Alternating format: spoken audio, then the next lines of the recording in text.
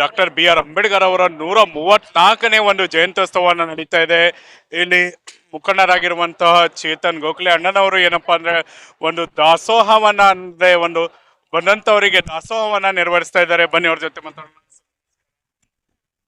ಎಲ್ರಿಗೂ 134ನೆಯ ಬಾಬಾ ಸಾಹೇಬ್ ಜಯಂತಿ ಶುಭಾಶಯಗಳು ಹೇಳುತ್ತಾ, ಪ್ರತಿ ವರ್ಷದಂತೆ ಈ ವರ್ಷನೂ ಕೂಡ ಏನಂದ್ರೆ ನಾವು ಅನ್ನ ಸಮರ್ಪಣಾ ಇಟ್ಕೊಂಡಿದ್ದೀವಿ.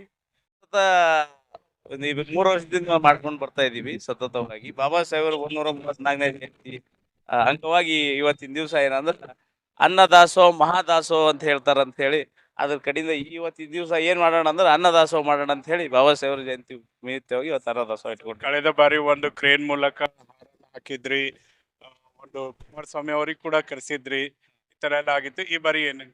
ಸೊ ಈ ಬಾರಿ ಏನಿಲ್ಲ, ಸಹಜವಾಗಿ ಎಲ್ಲರ ಜೊತೆಗೆ ಏನಂದ್ರೆ ನಾವು ಏನಂದ್ರೆ ಮಾಲಾರ್ಪಣೆ ಮಾಡಿದೀವಿ. ಮಾಲಾರ್ಪಣೆ ಮಾಡಿಕೊಂಡು ಅನ್ನದಾಸೋಹ ಸಮರ್ಪಣೆ ಮಾಡಿದ್ವಿ. ಸೊ ವಿಶೇಷವಾಗಿ ಏನಂದ್ರೆ ಬಾಬಾ ಸಾಹೇಬರು 134ನೇ ಜಯಂತಿ ಅಂಗವಾಗಿ ಏನಂದ್ರೆ ಬಾಬಾ ಸಾಹೇಬರು ಏನೇನು ಆಸೆ ಆಕಾಂಕ್ಷೆಗಳಿದ್ದು ಅದನ್ನೆಲ್ಲ ಕೂಡ ನಾವು ಅವರ ನಡೆದು ಬಂದ ಹಾದಿಯಲ್ಲಿ ನಾವೆಲ್ಲ ನಡ್ಕೊಂಡು ಹೋಗ್ಬೇಕು ಅಂತ ಹೇಳ್ತಾ ಬಾಬಾ ಸಾಹೇಬ್ ಜಯಂತಿಯ ಶುಭಾಶಯಗಳು.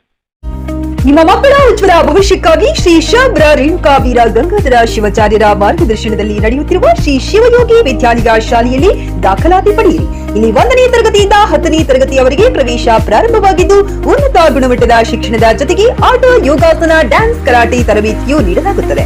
5ನೇ ತರಗತಿಯಿಂದ 10ನೇ ತರಗತಿಯವರೆಗೆ ವಸತಿ ಸೌಲಭ್ಯವೂ ಕೂಡ ಲಭ್ಯವಿದೆ. ನುರಿತ ಶಿಕ್ಷಕರಿಂದ ಬೋಧನೆ ನೀಡಲಾಗುತ್ತದೆ.